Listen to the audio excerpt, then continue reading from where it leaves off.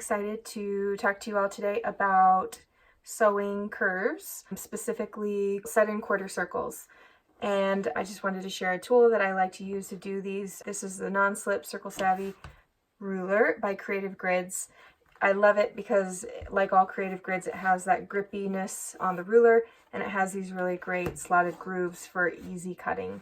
So I've already cut this block here, so the block will end up being like this, but I thought I would show you how to cut it.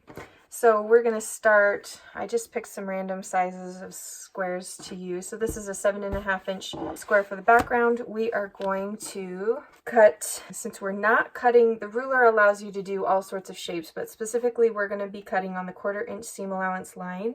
We'll put that in the corner, and we are going to cut in the 11.5 inch groove for the background fabric.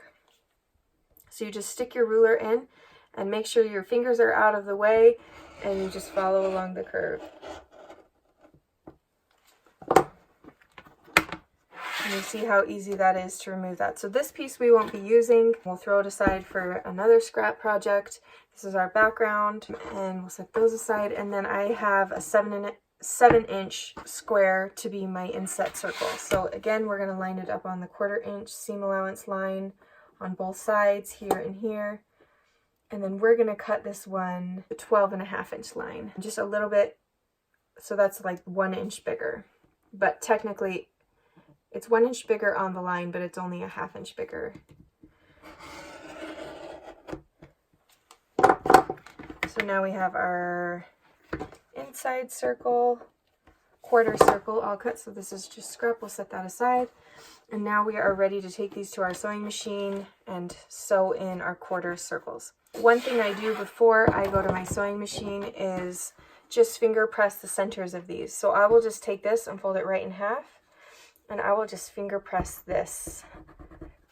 So then I know where my center circle is there, or the center of the 1/4 circle. I'll do the same on this one. And then I'll do the same thing on the background arc as well. Just fold this and find the center. And this is a trick I do because I don't love pinning when I do these 1/4 circles. So this is just a way to give you the marking without having to pin. So now we'll go to our sewing machine. So now we're going to get ready to sew our curve. So we have our 1/4 circle cut out and our background arc cut out. So we're going to start with the 1/4 circle on the bottom, and you can see I finger pressed these markings here and here. We're going to put them right sides together, but we're going to just flip this arc, and it's going to go the opposite than what you think. But we're going to start with this straight lined up with the 1/4 circle, and then I like to just take a few stitches, and then I will match up this center mark with the other center mark and just put my finger there, and then you can just see how you can pull this and ease this into that space for the curve.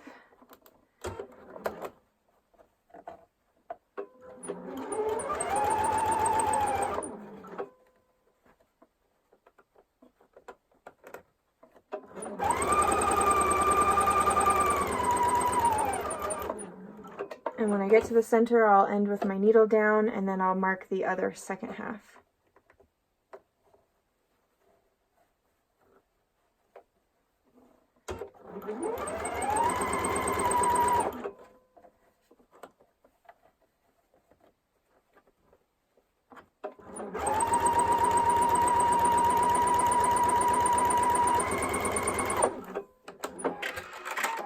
And you can see how easy it was to just ease it around. Curves are pretty forgiving. We're just going to open that up and take this to our iron.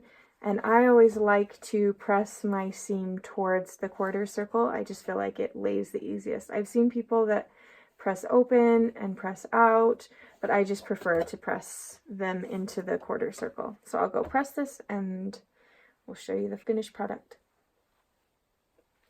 So now that we have our block pressed and sewn, we have our 1/4 circle set in block.